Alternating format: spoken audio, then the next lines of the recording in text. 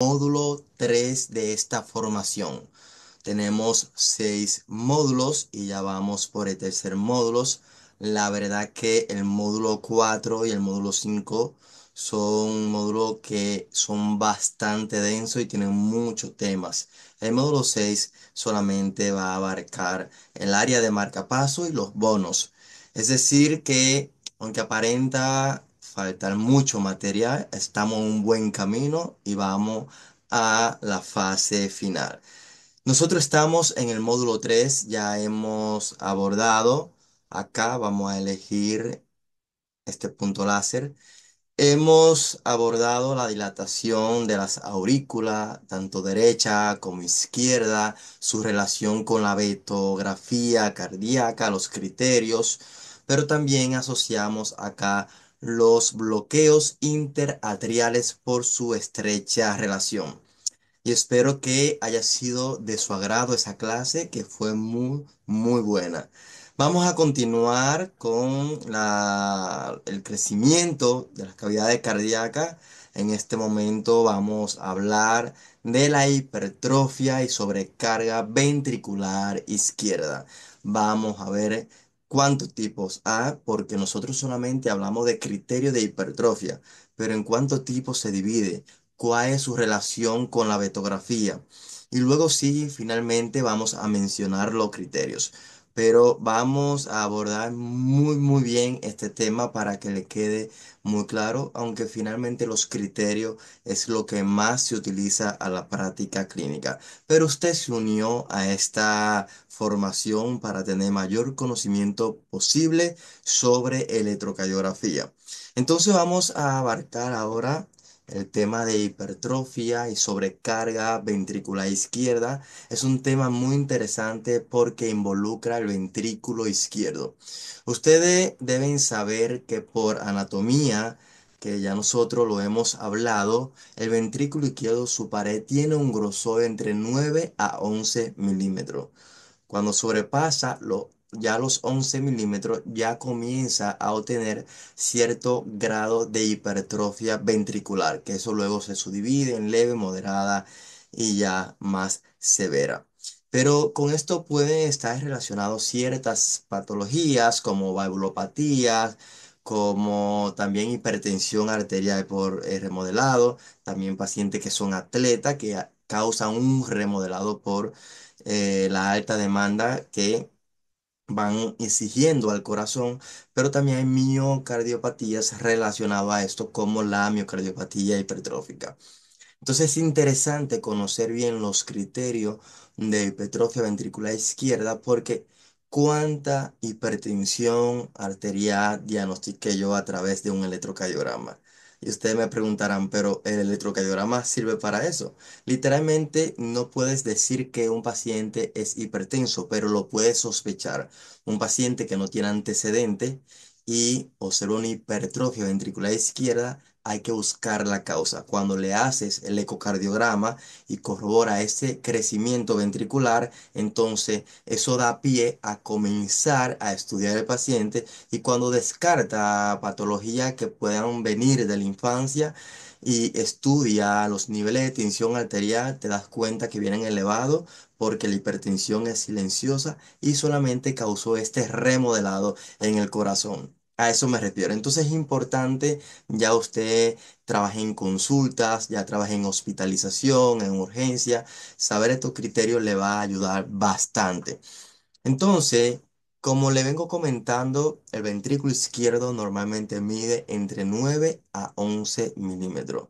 Realmente, para que me puedan entender, el corazón puede mantener su circunferencia y crecer en masa muscular hacia adentro. O sea, achicar este esta cavidad interna hueca que tiene dentro el ventrículo izquierdo, porque el músculo se pone muy grueso.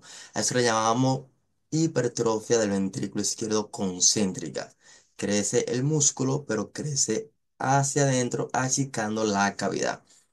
Hay otro tipo de patología que causan sobrecarga ventricular izquierda y hace que este, más que se hipertrofie, se dilate, pero al dilatarse también tiene que estirarse la fibra produce también vectores grandes, pero a esto le llamamos entonces hipertrofia excéntrica. El corazón suele agrandar la cavidad, el músculo suele también engrosarse, pero en este caso se engruesa hacia afuera, no achicando la cavidad.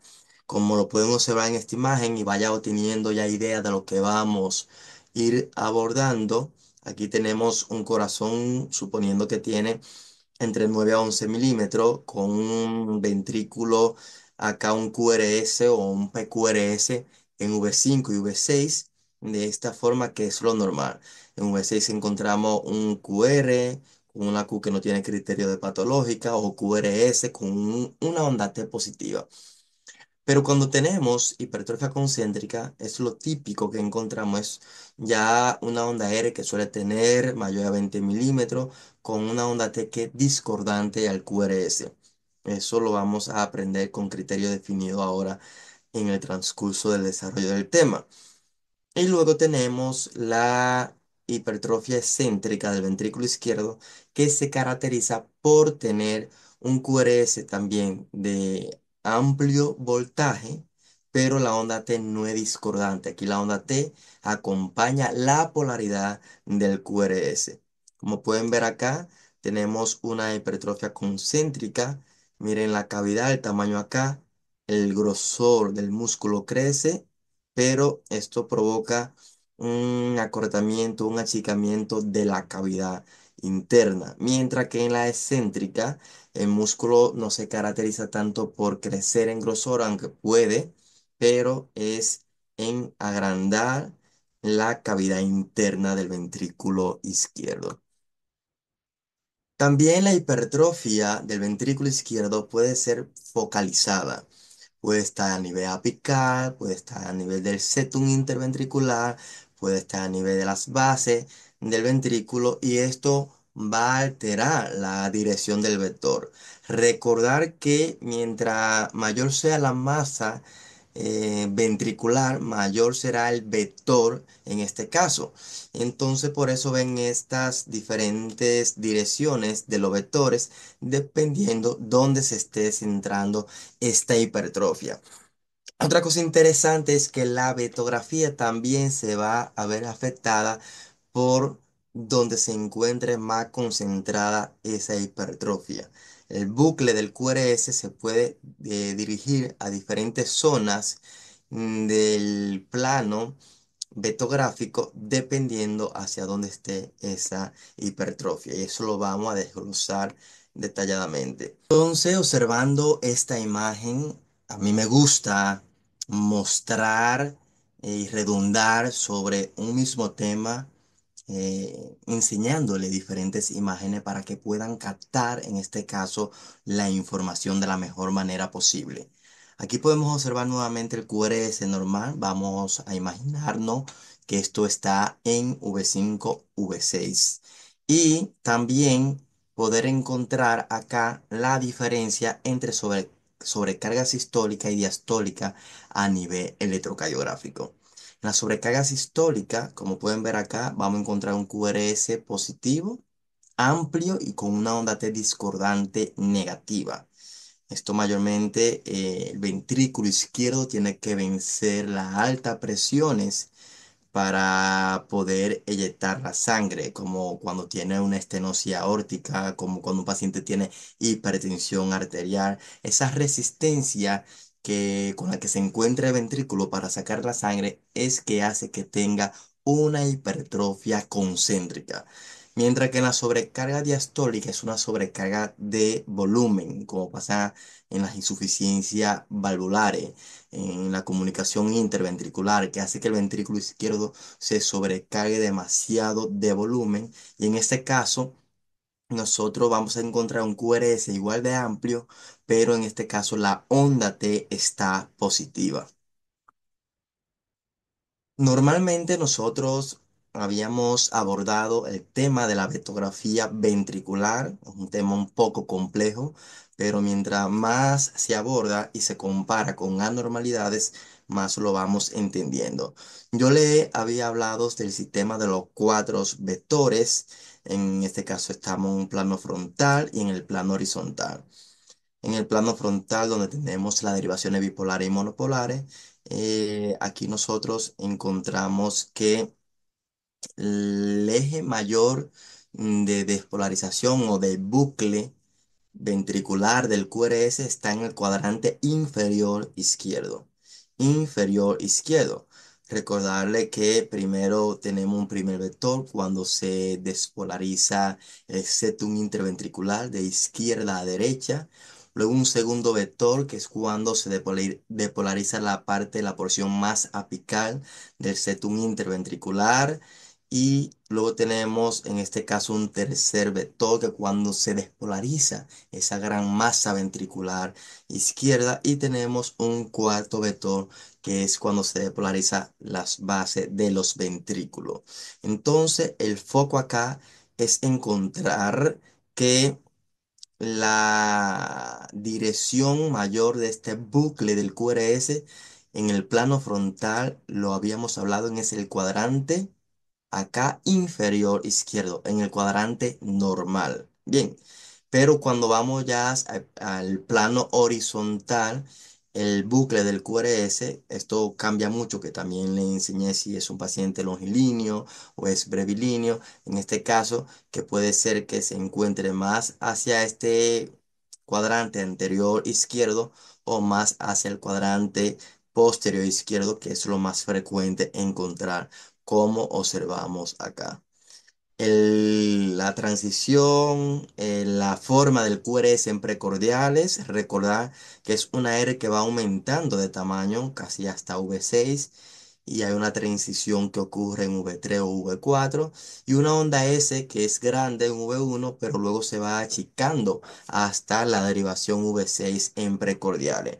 Entonces tienen que imaginarse el crecimiento ventricular izquierdo como acá muestra este hombre que está tomando toda la fuerza del bucle vetográfico del QRS del ventrículo izquierdo hacia la izquierda.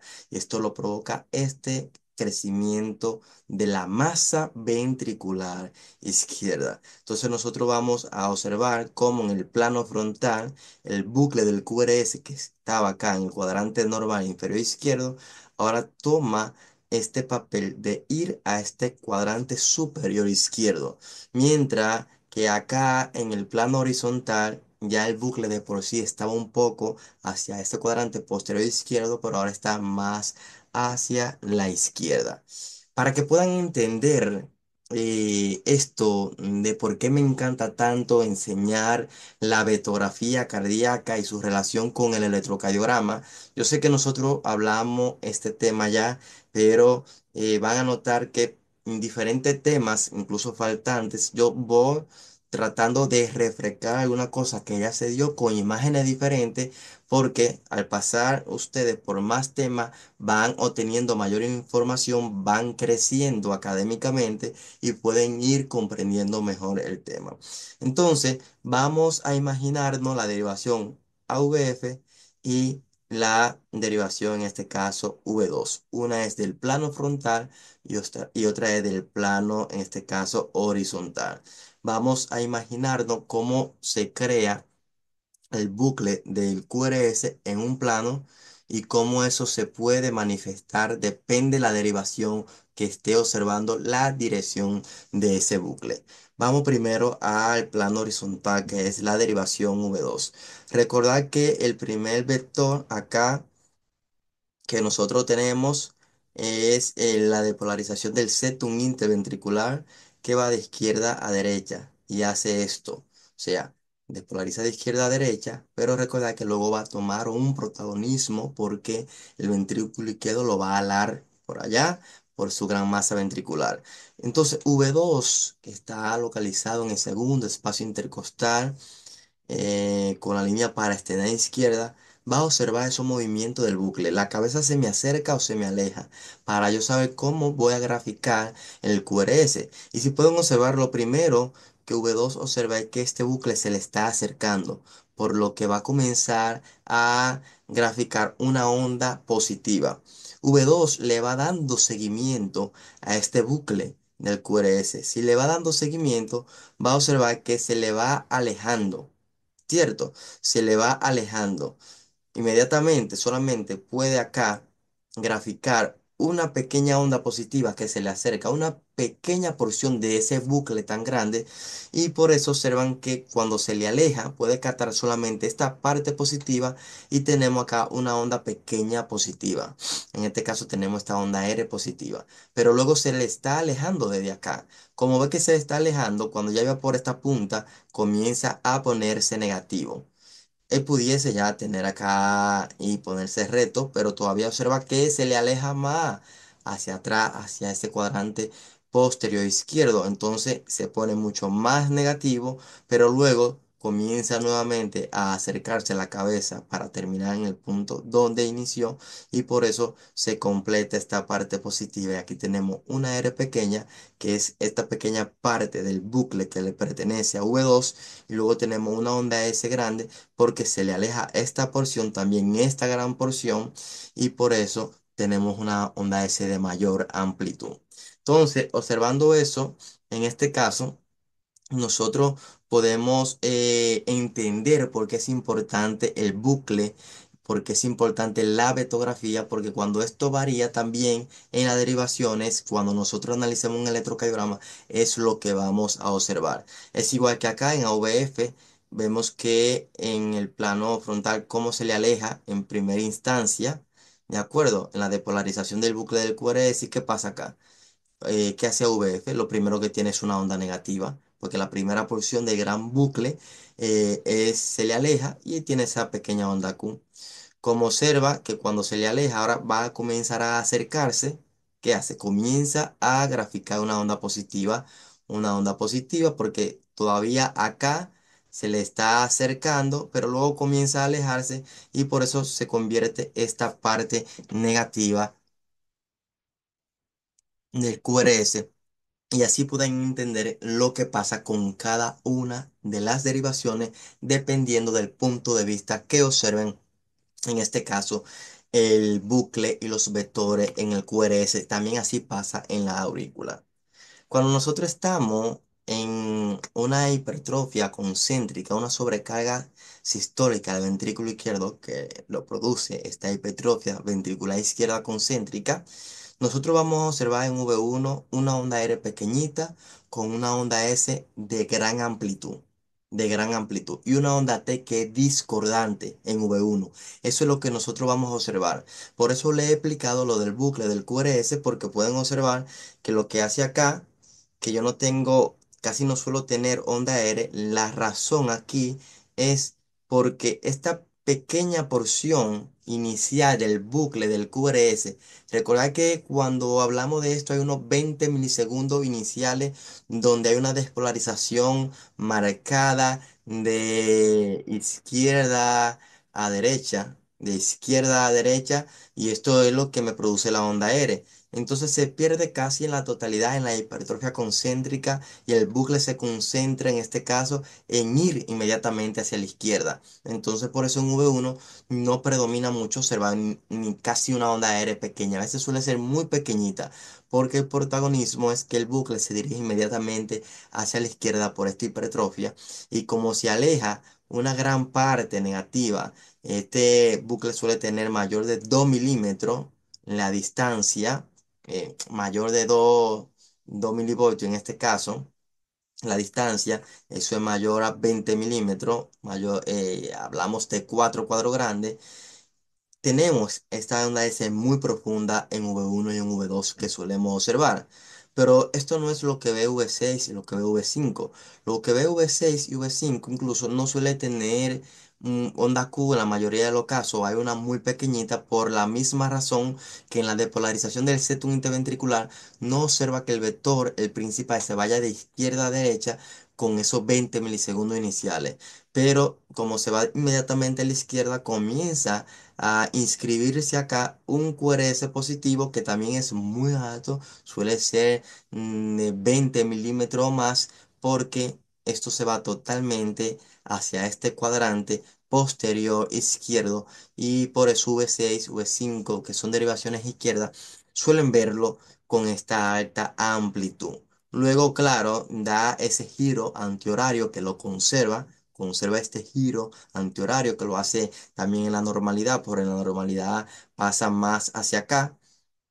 Y entonces por eso observa que luego se le va acercando acá nuevamente esta parte positiva V1 y es por eso que se completa la onda S acá y luego que se le va alejando esta parte también acá en V6 y completa la onda R total acá. Observan que el bucle del QRS está hacia acá, pero la onda T, el bucle no sigue esta misma dirección, que es lo que pasa en la normalidad. Está opuesto totalmente.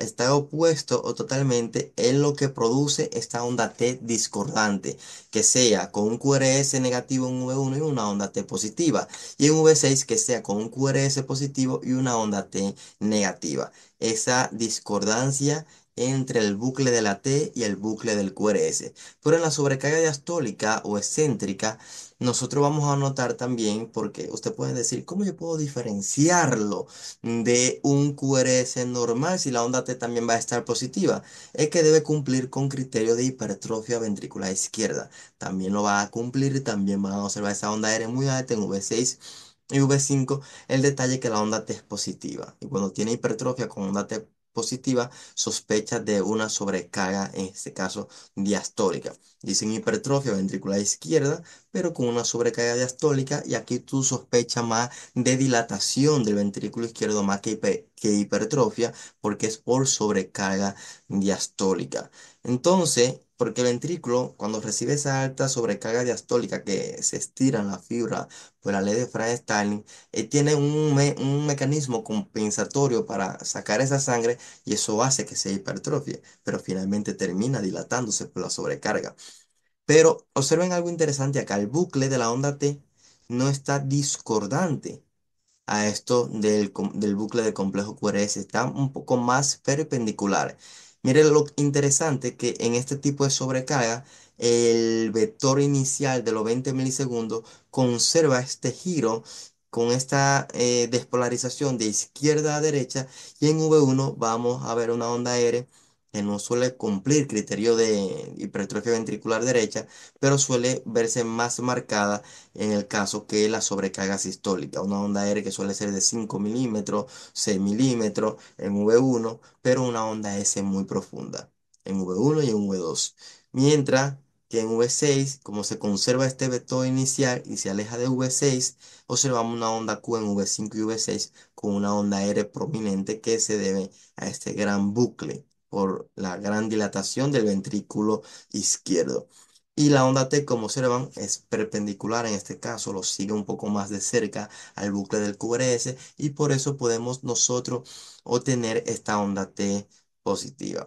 A esto se le conoce ya como un patrón tipo A de hipertrofia ventricular izquierda. Patrón tipo A de hipertrofia ventricular izquierda. Entonces, nosotros este patrón que observamos acá, que es el patrón tipo A, en la sobrecarga diastólica del ventrículo izquierdo, observen, observen acá cómo nosotros ya hemos explicado esta imagen, pero el primer vector, el inicial, yo lo acabo de mencionar, que va hacia el frente y va hacia la derecha, o sea, va hacia el frente y hacia la derecha en el plano horizontal, lo que hace normalmente. Por eso observamos esa onda aérea en V1. Tiene la rotación antihoraria, tiene una ubicación posterior, en ese cuadrante posterior izquierdo, y el bucle de la onda T no se opone al QRS, por eso tenemos onda T positiva. R alta en V1 y V2, en de ondas Q que podemos ver en cara inferior y también en cara lateral V5 y V6, ¿de acuerdo? Y entonces podemos observar esta onda T que son concordantes con la positividad del QRS. Observándolo bien acá, ya en la caja torácica, esto es el septum interventricular con la porción acá del ventrículo izquierdo y el ventrículo derecho. Depende de donde esté ubicada cada una de los electrodos exploradores. Por eso observamos la diferencia en el patrón del QRS cuando observan el bucle. Bien, este vector suele ser mayor a 2.2 milivoltios en V6, es decir, que suele medir más de 4 cuadros grandes, mayor a 20 milímetros.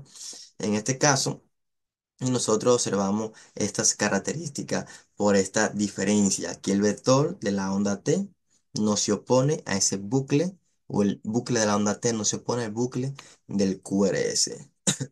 Podemos observar acá en este trazado electrocardiográfico cómo nosotros en cara inferior observamos una onda Q presencia de QR, en este caso que es característico encontrarlo en este tipo de sobrecarga diastólica, porque como se aleja totalmente el bucle hacia ese cuadrante, en el plano horizontal y en el plano frontal también se aleja de la cara inferior y por eso la onda Q. En V1 se ven esta onda R que suelen ser prominente en este caso, y onda S profunda en V1 y en V2, con onda R alta en V5 y V6, que también tiene onda Q, V5 y V6, pero con onda T positiva. La característica de esta onda T en la sobrecarga diastólica es que no suele pasar el 50% del QRS. O sea, no suele pasar la mitad en altura. Porque cuando sobrepasa la mitad, ya nosotros, si un paciente llega con características de dolor torácico, aquí sospechamos más que esta hipertrofia ventricular izquierda excéntrica puede estar acompañada de una cardiopatía isquémica cuando sobrepasa la onda T el 50% de la onda R. Y podemos observar acá cómo nosotros en este patrón podemos observar ondas T que son altas, ¿de acuerdo? Miren cómo acá sí sobrepasa en V4, pero en V5 y V6 tenemos QRS que son bien altos, pero la onda T no pasa en el 50% en este caso de ese gran QRS. Nosotros podemos observar también este patrón acá de sobrecarga diastólica del ventrículo izquierdo, donde encontramos acá esta gran amplitud de la onda S en V1 y en V2, V3 y V5 y V6 con gran onda R, pero con onda T positiva. Incluso suelen ser un poco picuda acá esta onda T, pero cuando vean criterios de hipertrofia ventricular izquierda, que luego hablaremos y desglosaremos cada uno de los criterios, con onda T positiva, sospechen que están frente a una sobrecarga diastólica. Miren acá, en este caso, en este patrón, vamos a hablar ahora de la sobrecarga sistólica del ventrículo izquierdo, un patrón 1B. Ya nosotros hemos abordado la diferencia de sobrecarga sistólica y diastólica enfocado en la onda T.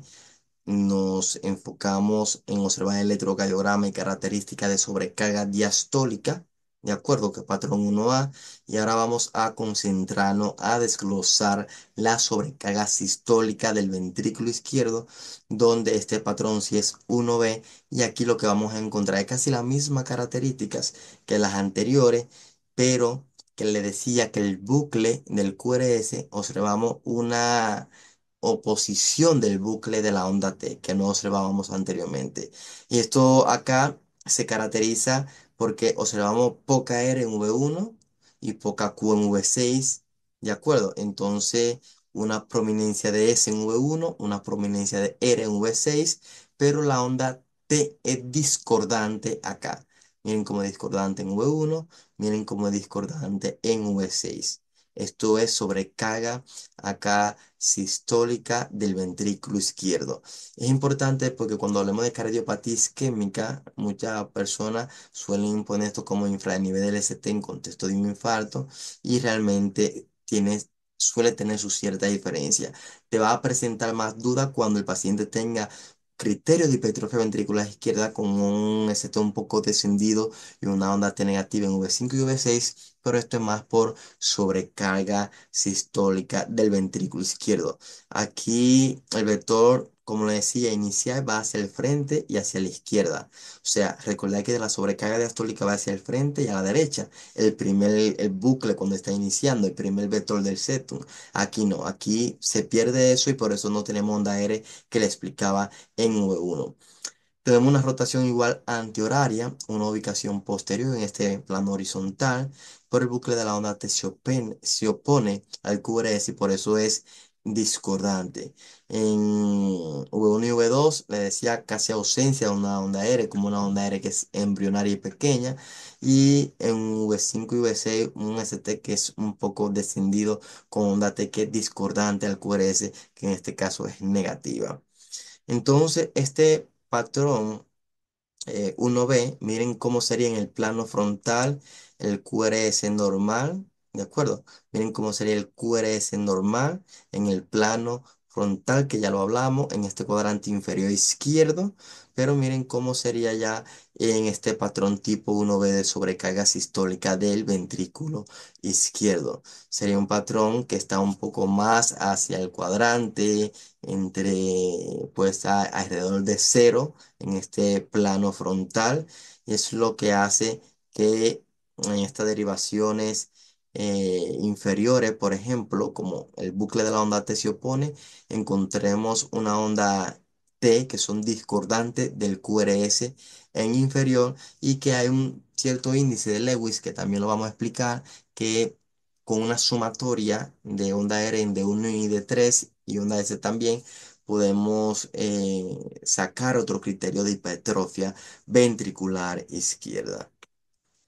Acá nosotros podemos observar bien, pero ahora observamos la diferencia entre plano frontal y plano horizontal en este patrón 1B. Nosotros vamos a tener estos criterios, y son criterios que vamos a encontrar en hipertrofia ventricular izquierda, como el de Sokolov, que dice que la SDV1 más la RDV5 debe tener mayor a 35 milímetros. El vector inicial del bucle se pierde hacia la derecha, sino que va hacia la izquierda, y tiene este patrón de repolarización discordante en las derivaciones inferiores, y también suele tenerlo en la derivación de lateral acá en V5 y V6. Entonces, es para que puedan enfocar y resumir este patrón de sobrecarga sistólica del ventrículo izquierdo, que es un patrón 1B. En este caso, el 1A, recordar que es la sobrecarga diastólica, y puedan relacionarlo en ambos planos. Miren este trazado acá, electrocardiográfico, como yo tengo poca R en V1, pero grande S. Alta R en V5 y V6 con onda T, que son, ¿qué?, discordantes. A eso se le llama sobrecarga sistólica. Si vamos a la cara inferior de 2 a VF, observamos que tenemos onda T que también son discordantes, porque se aleja un poco en el plano frontal el bucle, más acercándose hacia 0 grado, con una onda T que es discordante. Aquí tenemos un patrón de hipertrofia ventricular izquierda, que también es sobrecarga sistólica, pero esto es tipo 2, ¿de acuerdo? Tipo 2. Y aquí la diferencia con el tipo 1B es que en el tipo 1B nosotros encontramos un QRS que es estrecho y no simula un patrón de bloqueo de rama izquierda. Esa es la diferencia. Tenemos una sobrecarga diastólica tipo A con onda T positiva en la cara lateral y con una R alta en V1, pero tenemos un tipo 1B sobrecarga sistólica, que es todo lo contrario de la sobrecarga diastólica, pero con un QRS muy estrecho. Pero tenemos un patrón ahora tipo 2 de sobrecarga sistólica. El tipo 1 se divide en 1A y 1B, y ahora tenemos un tipo 2. Un tipo 2 es de sobrecarga sistólica específicamente, y suele simular un patrón de bloqueo de rama izquierda. Y aquí el vector, en este caso, igual va hacia el frente, se pierde el vector inicial, va hacia el frente y hacia la izquierda en un giro antihorario, pero luego hace un giro horario, lo que hace que se provoque un bucle en 8 del QRS en este patrón de sobrecarga sistólica tipo 2. Observamos igual poca R en V1, poca Q en V6, pero miren cómo observamos un QRS que es un poco más ancho. Y esto hace simular un patrón de bloqueo de rama izquierda, porque cuando hablemos del patrón de bloqueo de rama izquierda, vamos a encontrar también que la onda T son discordantes, y por eso es mucho la confusión en este caso. Igual el bucle de la onda T se opone. Miren acá en todo el recorrido de las derivaciones precordiales, cómo se observa esto, ¿de acuerdo? Y por eso es que simula un patrón de bloqueo de rama izquierda en este plano horizontal. ¿De acuerdo? En el plano frontal, este patrón tipo 2 en D1, tiene onda Q, en AVL también. Y algo que aquí detrás nos hace confundir mucho al no observar onda Q en V5 y V6 es que tampoco el bloqueo de rama izquierda la tiene. El bloqueo de rama izquierda sí puedes respetar un poco y que se vea una pequeña onda Q en D1 y AVL y eso no descarta un bloqueo de rama izquierda, ¿de acuerdo? Entonces, eso es la alta confusión entre un bloqueo de rama izquierda que puede ser completo y también un patrón de hipertrofia ventricular izquierda tipo 2 que yo le voy a enseñar los criterios para diferenciarlo en este caso. Entonces, en el plano frontal, la característica del QRS suele predominar un QRS negativo en la cara inferior, en este caso con una R pequeñita y una onda S grande, porque en este caso eso hace que el eje esté hacia la izquierda, y un patrón QR en D1 y AVL con una onda T que es discordante.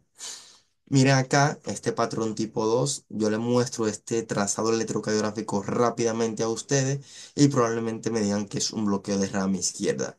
¿De acuerdo? Por estamos frente a una hipertrofia ventricular izquierda tipo 2 en este caso.